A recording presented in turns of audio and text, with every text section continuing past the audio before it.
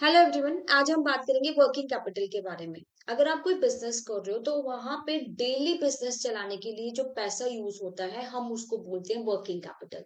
तो working capital कहाँ पे यूज होता है? जैसे आपने कोई सैलरी पे करनी है, गुड्स परचेज करनी है, प्रोडक्शन में यूज होता है आपका। सैलरीज पे करने के लिए, बिल्स पे करने के लिए, टैक्स वगैरह जो आप पे करते हो, तो आप वर्किंग कैपिटल यूज करते हो। जैसे मान लीजिए आपने 1 लाख का रॉ मटेरियल खरीदा, राइट? तो ये क्या है? आपका वर्किंग कैपिटल है। आप 1 लाख सैलरी पे कर रहे हो एम्प्लॉइज को, that will be the part of working capital. तो डेली के जो बिजनेस कामों में पैसा यूज होता है वो हमारा वर्किंग कैपिटल है।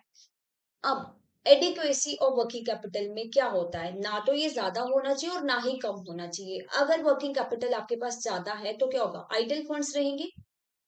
मान लीजिए आपको रिक्वायरमेंट थी 30 लाख की, वर्किंग कैपिटल रिक्वायरमेंट क्या थी? 30 लाख की, बट आपके पास क्या, आपने कितना ले लिया? 50 लाख। तो 20 लाख आपका क्या पड़ा है? आइडिल पड़ा है। तो अब आप इसको यूज ही नहीं कर पा रहे हो, so that will be the wastage of the funds. और ना ही ये कम हो। अगर कम होगी वर्किंग कैपिटल, आपको रिक्वायरमेंट थी लाइक 30 लाख की, बट आपके पास पड़े हैं 20 लाख, तो क्या होगा? आपके डेली ऑपरेशंस इफेक्ट हो सकते हैं। आप सैलरी ही नहीं पे कर पाओगे, आप रॉ मटेरियल ही नहीं परचेज कर पाओगे, आपकी प्रोडक्शन जो है वो क्या हो सकती है? रुक सकती है। तो इसीलिए ना तो ज्यादा होना चाहिए और ना ही कम होना चाहिए। एक बैलेंस्ड फॉर्म में आपके पास वर्किंग कैपिटल होना चाहिए। जितना ज्यादा हाई प्रॉफिट होगा और उतना ही ज्यादा हाई रिस्क इसमें होता है। तो working capital is really important for the smooth running of the business.